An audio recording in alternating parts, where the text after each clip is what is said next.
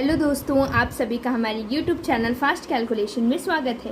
तो इससे पहले की वीडियो में हमने अपनी एक्सरसाइज 4.3 के क्वेश्चन नंबर 5 तक ऑलरेडी डिस्कस कर लिया है और इसे बहुत ही आसान भाषा में समझ लिया है।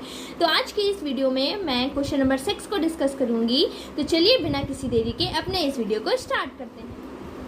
क्वेश्चन नंबर 6 में क्या दिया गया है, एक अचर बल लगाने पर पिंड द्वारा किया गया कार्य पिंड द्वारा तय की गई दूरी के अनुक्रमानुपाती होता है। इस कथन को दो चरों वाले एक समीकरण के रूप में व्यक्त कीजिए और अचर बल 5 मात्रक लेकर इसका आलेख खींचिए। यदि पिंड द्वारा तय की गई दूरी 2 मात्रक 0 मात्रक हो तो आलेख से किया गया कार्य ज्ञात कीजिए। तो अब आपको क्वेश्चन पढ़ के घबरा नहीं जाना है कि इतना बड़ा सा क्वेश्चन है और नए नए वर्ड्स आ रहे हैं, अनुक्रमानुपाती क्या है, अचर बल क्या है। तो इससे रिलेटेड जो भी चीज़ें हैं आपको घबरा नहीं जाना है कि बहुत सारी डिफ़िकल्ट होगा, नहीं, जितना बड़ा क्वेश्चन उतना ही छोटा आंसर। तो देखते हैं इसका सलूशन कैसे करेंगे और हम एक एक वर्ड को आसानी से समझेंगे। सबसे पहले बोला जा रहा है एक अचर बल लगाने पर पिंड द्वारा किया गया कार्य पिंड द्वारा तय की गई दूरी के अनुक्रमानुपाती होता है। तो ये जो अनुक्रमानुपाती बल तो आपने सुना होगा, हम अपने फिजिक्स में यूज़ कर रहे होते हैं। फिजिक्स में बल क्या होता है, धक्का या खिंचाव होता है जिससे किसी भी वस्तु की स्थिति में परिवर्तन कर दिया जाता है। ये हम फिजिक्स में पढ़ते आए हैं बल की परिभाषा, तो वही वाला यहाँ पर भी बल यूज़ किया गया है। कार्य के बारे में भी हमने पढ़ा हुआ है और यहाँ पर जो अनुक्रमानुपाती है ये भी फिजिक्स में ही एक टर्म होता है। तो चलिए सबसे पहले हम अनुक्रमानुपाती शब्द का मतलब समझ लेते हैं कि अनुक्रमानुपाती का मतलब होता क्या है। तो अभी इसमें क्वेश्चन में क्या दिया गया है कि किया गया कार्य पिंड की दूरी के अनुक्रमानुपाती है। तो सबसे पहले तो इसके सिंबल को पहचानते हैं कि किससे इसको प्रदर्शित किया जाता है। तो इस सिंबल को इससे दिखाते हैं, अनुक्रमानुपाती का ये साइन होता है हमारा। और जैसे उसमें कहा गया है कि किया गया कार्य दूरी के अनुक्रमानुपाती है, तो अगर हम कार्य को W से दिखाएं, वर्क इंग्लिश में बोलते हैं तो हम इस वजह से W से दिखा रहे हैं। तो W जो है कार्य जो है हमारा, या फिर हिंदी में ही लिखें, कार्य अनुक्रमानुपाती किसके बोला जा रहा है, दूरी के बोला जा रहा है ना।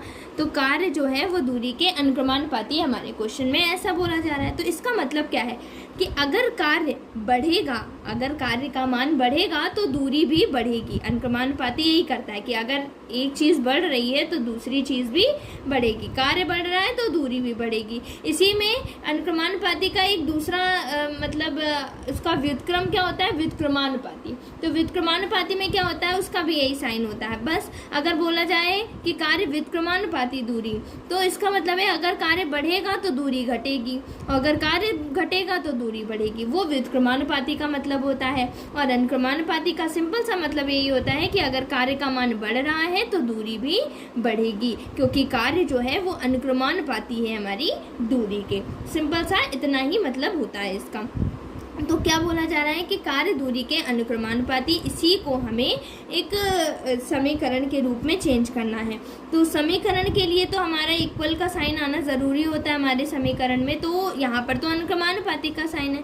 तो यहाँ पर ध्यान से देखिए कि अगर अनुक्रमानुपाती का साइन हटता है और जब अनुक्रमानुपाती के साइन को हम बराबर के साइन में कन्वर्ट करते हैं तो हमेशा एक कांस्टेंट आ जाता है और गुणे दूरी, दूरी वही रहेगी कांस्टेंट, बस एक कांस्टेंट का गुणा कर दिया जाता है। के क्या है, के एक अचर पद है, कुछ भी कांस्टेंट है हमारा, ठीक है, जिसका मान कुछ भी हो सकता है। बस इतना बोला जा रहा है कि जब भी अनुक्रमानुपाती का साइन हटेगा तो हमेशा एक अचर पद या एक कांस्टेंट ज़रूर आ जाता है, ठीक है, उससे हम गुणा कर देते हैं अपनी दूरी को। तो यही चीज़ हमारा इस तरीके से हम समीकरण बनाने की कोशिश करेंगे। तो चलिए अब ये जो हमने समझा है इसी को हम यहाँ पर करने की कोशिश करते हैं। तो अभी तो हमें ना तो कार्य पता है और ना ही दूरी पता है। तो सबसे पहले तो जो चीज़ हमें नहीं पता होती है हम उसको मान लेते हैं, है ना। तो हम क्या करेंगे कि माना किया गया कार्य बराबर हम W से दिखा देते हैं। आप कुछ भी किसी से भी दिखा सकते हो, X से भी, Y से, Z से, किसी से भी। मैंने यहाँ पर W से दिखाया है।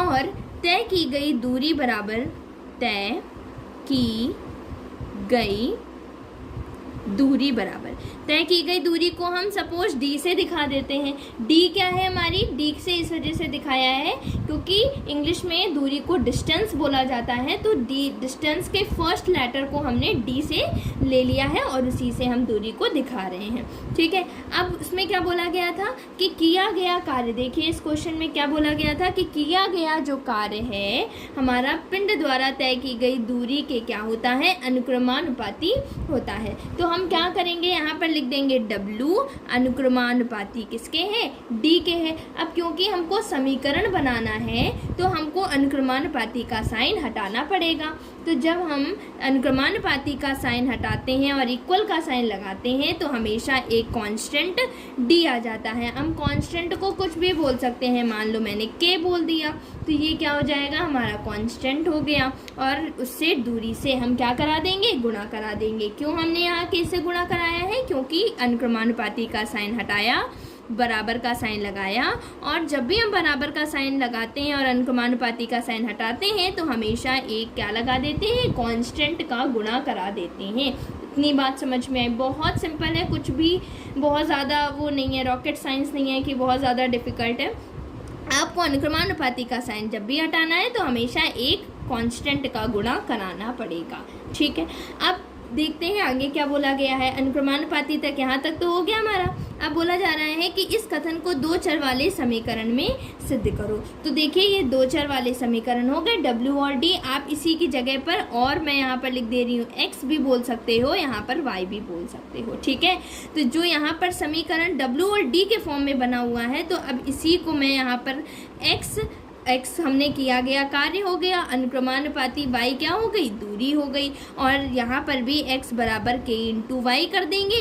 ये वाली लाइन है हमारी, तो यहाँ पर ये लिखो या फिर और मैंने यहाँ पर लगा दिया या फिर ये लिखो, बात एक ही है क्योंकि यहाँ पर हमने भी अनुक्रमानुपाती का साइन हटाकर कांस्टेंट k का गुणा करा दिया है। और y तो x y के टर्म में भी लिख सकते हो और w और d के टर्म में भी लिख सकते हैं। आगे देखते हैं। और अचर बल 5 मात्रक लेकर इसका आलेख खींचे। यहाँ पर अचर हमने कौन सा पद लिया है, k अचर पद है ना, कांस्टेंट मैं बोल रही हूँ बार बार। तो यहाँ पर k की वैल्यू क्या हो जाएगी, हमें दी गई है 5 मात्रक। 5 मात्रक का क्या मतलब है, कोई भी, जैसे सेंटीमीटर होता है, न्यूटन, तो यहाँ पर वो तो यूनिट होती है, इकाई होती है, लेकिन 5 मात्रक, बल का मात्रक क्या होता है, न्यूटन। तो हमने उन्होंने बोला है कि अचर, इसको अचर बल बोल रहे हैं, जो भी अचर पद है उसको अचर बल बोला जा रहा है क्वेश्चन में। और उसमें बोला जा रहा है 5 मात्रक, यानी जो भी मात्रक हो, बल का मात्रक जैसे न्यूटन होता है तो इसी तरीके से वो मात्रक बोला गया है 5y। तो ये हमारा क्या हो जाएगा, ये हमारा समीकरण हो जाएगा, दो चर वाला समीकरण हो जाएगा, x बराबर 5y। अब हमें इसी के लिए अपने आलेख को क्या करना है, खींचना है। इसके लिए हमें क्या करना है, अपने आलेख को खींचना है। तो चलिए हम अपने आलेख को खींच लेते हैं। तो यहाँ पर हमने अपने कार्तीय तल को खींच लिया है, जहाँ पर हम अपने x बराबर 5y के लिए क्या करेंगे, एक आलेख को खींचेंगे। तो आलेख खींचने के लिए हमने इससे पहले वाले वीडियोस में 4.2 में आपको बताया है, 4.3 में ही क्वेश्चन नंबर 1 था जिसमें हमने आलेख खींचना आपको अच्छे से बताया है, तो उसमें भी आप देख सकते हैं और यहाँ पर भी हम बताते हैं कि कैसे आलेख खींचा जाएगा। तो आलेख को खींचने के लिए सबसे पहले हम क्या करते हैं कि हम उसके हल को निकाल लेते हैं। तो चलिए हम इसके लिए सबसे पहले कम से कम 2 हल निकाल लेते हैं। ठीक है, तो यहाँ पर इस तरीके से एक सारणी बनाएंगे, यहाँ पर एक बॉक्स में x, दूसरे बॉक्स में y होता है। ठीक है, तो हमने क्या बताया था कि किसी भी हल का मतलब होता है कि x y के मान प्राप्त होना। तो x y के मान कैसे प्राप्त होंगे, जब हम उस समीकरण को सॉल्व करें तभी तो प्राप्त होते हैं। तो हम x का मान भी नहीं दिया गया, y का मान भी नहीं दिया गया, तो हम क्या करेंगे, अपनी तरफ से, अपने मन से किसी भी एक की वैल्यू अपनी तरफ से लेंगे और जो भी वैल्यू लेंगे उसको, उस वैल्यू को समीकरण में रख करके दूसरे का मान निकालेंगे। अभी कुछ नहीं समझ में आ रहा होगा कि क्या बोला जा रहा है। जैसे x और y 2 हैं हमारे पास, तो आप x की वैल्यू चाहे अपने मन से कुछ भी ले लो और x का मान y यहाँ पर रख दो समीकरण में और y का मान निकाल लो। ये कहने की मैं कोशिश कोशिश कर रही हूँ। तो मान लो कि मैंने y का मान रख दिया सपोज 1 रखा, ठीक है, मैंने y का मान कितना रखा 1 रखा। देखते हैं x का मान कितना आएगा। तो 5 × y था हमारा, तो y की जगह मैंने क्या रखा 1 रखा, तो हमारे पास क्या आ गया 5 आ गया या नहीं आ गया। तो ये हमारे पास x की वैल्यू आ गई 5, तो हमने यहाँ पर लिख दिया। अब इसके बाद मान लीजिए कि हम रख रहे हैं यहाँ पर x की जगह, एक मिनट, यहाँ पर x बराबर 5y है हमारे पास, तो मान लीजिए हम यहाँ पर y की जगह -1 रख रहे हैं, तो हमारे पास क्या आ जाएगा 5 × -1 बराबर -5 आ जाएगा। तो हमारे पास ये x की वैल्यू कितनी आ गई -5 आ गई। जब मैंने y का मान 1 रखा तो x का मान 5 मिला, जब y का मान -1 रखा तो x का मान -5 मिला। तो अब इसी को हम कौन कौन से बिंदु मिल जाएंगे 5, 1 -5, -1। तो अब इन्हीं बिंदुओं को हम अपने कार्तीय तल में दर्शा लेते हैं। तो पहला पॉइंट क्या है 5, 1 हमारा पॉइंट दिया गया है। तो 5, 1 यानी x अक्ष में 5 चलेंगे, y अक्ष में 1 चलना है हमें। तो हम क्या करेंगे, दोनों की दोनों लाइंस हमारी यहाँ पर काटेंगी, तो यही हमारा क्या हो जाएगा 5, 1 हो जाएगा। दूसरा -5, 1 यानी x अक्ष में -5 चलेंगे और y अक्ष में -1 चलेंगे, तो यहाँ पर कहीं जा कर के हमारा पॉइंट मिलेगा -5, -1। बस इन्हीं दोनों पॉइंट्स को आपको मिला देना है और आपका ग्राफ यानी आलेख खिंच जाएगा। तो चलिए हम मिला देते हैं अपने दोनों के दोनों पॉइंट्स को। जैसे ही मिलाएंगे तुरंत हमारे पास हमारा ग्राफ आ जाएगा। तो यहाँ पर इस तरीके से हम अपने ग्राफ को मिला देते हैं। तो ये हमारा इस समीकरण का इस क्वेश्चन के लिए क्या हो जाएगा, पूरा का पूरा हल हो जाएगा। ठीक है, तो ये तो हमारा ग्राफ हो गया। अब हम क्या करेंगे, अब हम अपने मानों को निकाल लेते हैं। मान निकालने का मतलब क्या है कि हमें क्वेश्चन में और भी दिया गया था कि दूरी हमें दी गई थी। पहले क्वेश्चन में 2 मात्रक की दूरी दी गई थी। कितने मात्रक की दूरी, 2 मात्रक की जब दूरी दी गई थी तब हमें क्या बताना था, अपने कार्य को बताना था। तो हमारे पास समीकरण क्या था, x बराबर 5y, यही हमने निकाला था समीकरण। x क्या था, किया गया कार्य था, हमने यही तो माना था, और y क्या थी, तय की गई दूरी थी। तो हमें y का मान हमें दिया गया है क्वेश्चन में। जब दूरी 2 मात्रक होगी तो हमारा किया गया कार्य कितना होगा, तो 5 गुणे y का मान कितना रख देंगे, 2 रख देंगे। क्यों, क्योंकि ये दूरी दी गई है और दूरी को हमने y से दिखाया है, तो y की जगह हम क्या रख देंगे, 2 रख देंगे। तो 5 गुणे 2 क्या हो जाएगा, 10।